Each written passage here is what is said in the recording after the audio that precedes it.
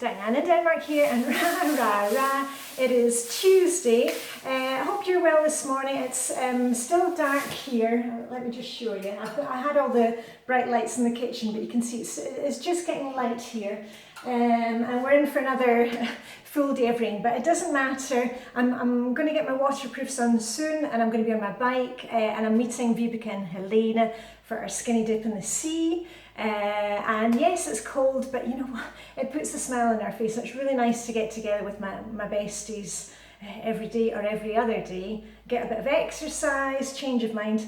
And the water temperature at the moment is 2 degrees Celsius, which is like 37F, 35F, something like that. So anyway, it really, you know, wakes us up. I wanted to check in with you today. 2 things. I'm just going to set the timer before we start. Remember, before you do any of these Flylady stuff or watch anything on YouTube, set your timer so we're not going into that rabbit hole and never coming out again.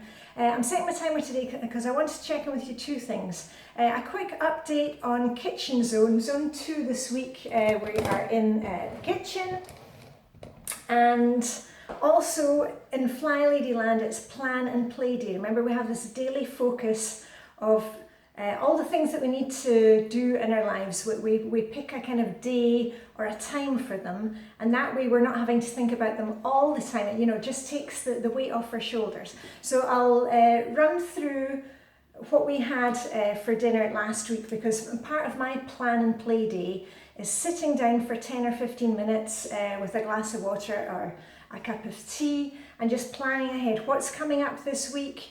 Are we out? Are the kids out to activities? And I plan our meals. And it doesn't always work out, but at least I've got a plan for it, and I've got food in the house, and quite often I change up the days that we eat certain things. Anyway, we'll get onto that in a minute, but I just wanted to give you a quick update because yesterday I did some cleaning here in the kitchen, and I've said it to you before, you do not need to be spending, 15 minutes every day in the zone. And I usually do 15 minutes at the beginning of the week because that gets me off to a good start. And the rest of the days, as I've mentioned before, like if I'm waiting for the coffee to brew, I can just open a drawer and do something for a couple of minutes. So I thought, just for fun, I'll tell you what I've done since yesterday. Let me see. So yesterday you saw me, I descaled the coffee pot and the kettle. The other thing that I did yesterday is I've got my coffee pot and the kettle, I have it on this tray to kind of keep it tidy and to stop drips. So I cleaned off the little tray, that was done, and washed, and also wiped down the outside of the coffee maker and the kettle so they all look kind of brand new again. The other thing was I filled up the salt and pepper and gave those a really good wipe down. So those look as good as new. When I was running the dishwasher this morning, I run my dishwasher since we've had breakfast, and then I reset the table for dinner. I filled up the dishwasher and I put in the lids of our recycling bins, which are underneath the sink. We're big into recycling here. So I just popped those in. So those are, nice and fresh again. And what else? Coffee and tea. Oh yeah, I vacuumed here yesterday when I was doing my weekly home blessing hour. So I vacuumed and I mopped. And the only thing that I've got left on my weekly home blessing hour today is to do 10 minutes on, windows, mirrors, doors. Now you can see there we've got a door at the end, and I also do the front of the fridge freezer. So today I'm just going to take, my Flylady purple rag, or my silver rag, and do a quick scoosh of the windows. And you've seen me doing windows before. I can clean these windows in about 5 minutes. So that's the task that I'm going to do today. And the other thing is, when we're, I've mentioned to you before, you can do so much in 5 minutes. Let me just see if I can take you down a wee bit and show you. Okay, I don't know if you can see that there, but every time you open a drawer, in the kitchen, if we're in the kitchen zone, or in the bathroom, if we were in bathroom zone, just have a wee look and see is there anything in there that can be given away, that you're not using. Can it be recycled? Is it something that needs repaired? Are you actually going to repair it? Like this is my drawer where I keep my control journal, and I keep my kind of messy notebook with all my ideas. I've also got my label maker in here and some sellotape. I've got my glasses. Got my glasses in here, and actually here's something that I can get rid of. I had been holding on to this little charger, but it doesn't always work. It's one of those ones, you know, when it doesn't. And I got a new charger at Christmas, so I'm going to keep this part of it, but this is going to go in electronics recycling. So that can go out right now. That's for electronics recycling. And also in here I've got a wee box that holds leads for pencils, a sharpener. Here's something funny. This is a pencil that the family are not allowed to use. And I don't know if you can see it here. Let me see if I can get it into the right light. If you can see it here, this is an original Star Wars pencil. May the Force be with you. And this is from, 1977, from when the first Star Wars film came out. So nobody else is allowed to use this, and it's kind of worn off, but this is one of my memorabilia things. But I think actually I'll put that downstairs in my memorabilia box. It shouldn't be in here because somebody might take it by mistake. And I just keep in, like a marker and, the wee bits and bobs. But I find it useful just to keep them in one place instead of having them all kind of roaming around free in the drawer. I've got a ruler, and also here we are. There might be something to throw away. And I don't subscribe to any magazines. We get a free local newspaper once a week. And I've mentioned this before, I deal with papers as they come in. So when the mail comes in, I stand outside beside our paper recycling bin, and I take off all the envelopes and decide, is this like, I don't know, a bill to be paid or something to discuss with my husband or whatever it is. And the newspapers, I put them in my pamper basket, which is beside my reading chair in the living room. And I just, in the evening when we're watching TV or whatever, I quickly leaf through, and then that goes into the recycling bin. And I pull out recipes. Now these are actually ones, I can see these are Swedish recipes, because we get a free newspaper over at our Swedish summer cabin. And what I do is I just put them into this little plastic thing which sits in here in the kitchen.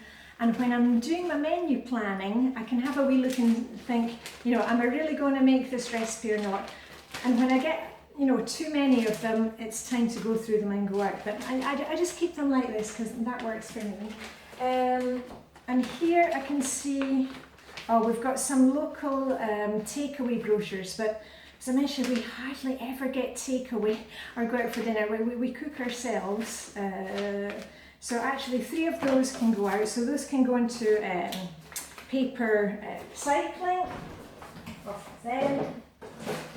And perhaps you have them on, your fridge.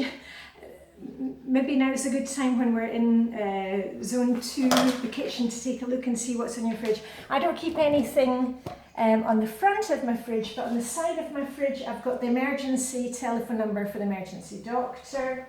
And what else?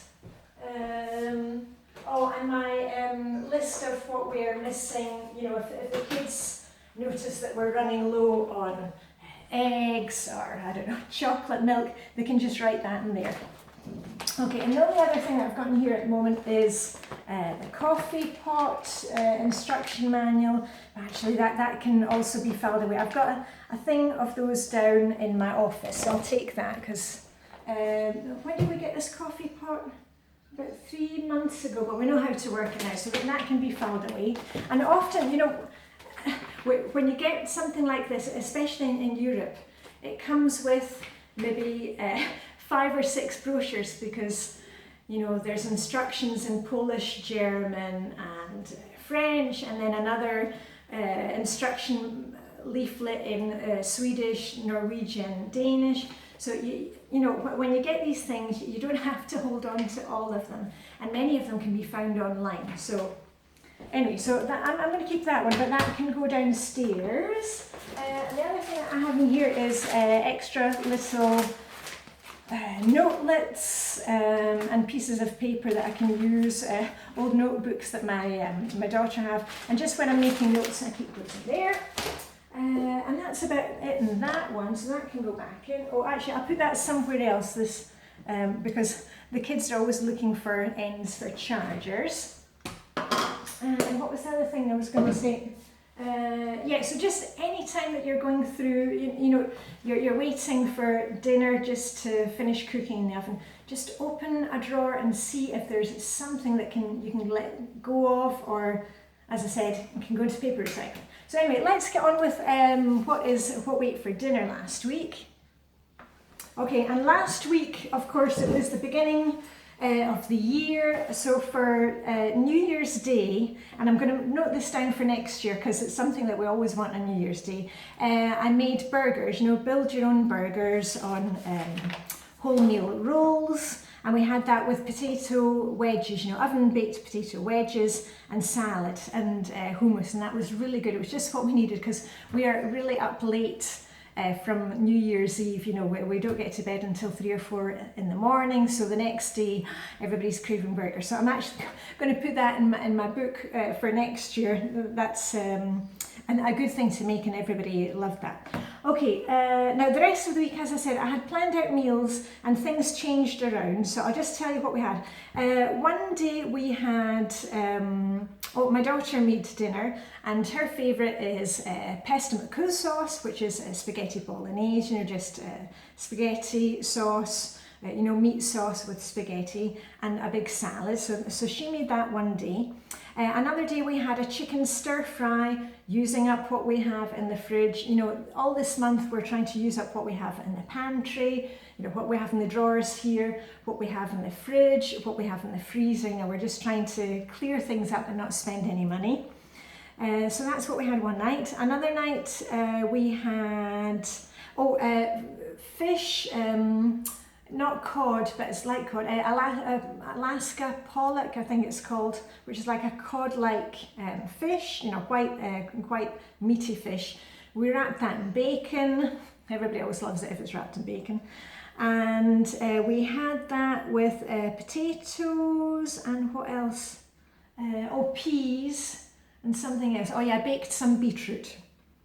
The rest of the family aren't keen on that, but I love fresh baked beetroot. You just chop up into wee bits, bake it in the oven with everything else, and then I put some balsamic dressing on it. It tastes fantastic. Okay, and another day we had something that I had bought in December to keep in the freezer for, you know, if we needed a last minute meal, which was pastry. And inside there was salmon and spinach. So we had that, and I can't remember even what we had it with. It was probably salad. And on, was it Sunday? I had a couple of really good steaks. And there wasn't enough for the whole family. So I only had 2 steaks, I didn't have 4. So what I did was I made it into a big Thai beef salad. And we used, you know, a lot of spiskål, as it's called here in Denmark, as a type of cabbage with a really spicy dressing, lots of coriander. Can't remember what that's called in American English, but I'm sure you know what that is. You know, they really they use it in Thai cooking a lot. Cilantro, I think you call it. So that's how I used up those steaks. And yesterday, if you follow me on Instagram, you know that on Mondays I go out to my Swedish language class. I'm learning Swedish because we've got the house in Sweden, and I like to be able to speak to the neighbours, and it's just polite to speak the language where you are. And I go out to my Swedish language class, and normally I put something in the crock pot or leave something for the family that they can just reheat. But yesterday my son cooked my DS19, he's 19 now, and he made ramen bowls topped with pork and egg, so good on him. And I got a wee portion when I came home. Normally when I go to my Swedish language class, I take a filled roll, something like that, with me to eat during the break, because I cannot wait until I get home. I'm kind of dying if I don't get fed at regular times. So, but when I came home, there was still a wee portion. So, oh, that was a wee bird going up and down. Anyway, so, and today, because we're still using up what we have, I've got some medisterpulse, which is Danish round sausage. It's a bit like Cumberland sausage. It comes in a ring, and you cut it up once it's cooked. And we're having that with red cabbage, because I've got some of that left from Christmas. Red cabbage, which is already pickled, and you just have to heat up. The Danes, they eat a lot of pickled red cabbage. And I've also got some gravy from Christmas, which I froze the leftovers, so that will be coming out the freezer. And potatoes. So that is it for today. And I'm going to be planning my menu, looking at what's coming up this week, and sitting down with my timer today and planning what it is, and adding anything that we need to my errand day list, my shopping list. But what I do is when I put stuff in the freezer, I write it down in this wee book so I can see what I've got to use up, and that's what I'm trying to do this month, just use up all the things that we bought and try and keep things at a minimum, okay? Because we've all got tons of food, and sometimes instead of thinking, oh, I don't fancy eating that, we've just got to feed the family. It doesn't need to be the most wonderful meal in the world. We've just got to feed ourselves and not keep on buying more and more and more. Oh, and the other thing is, just before I leave you, because I really do need to get going out the door, we are now past the 6th of January.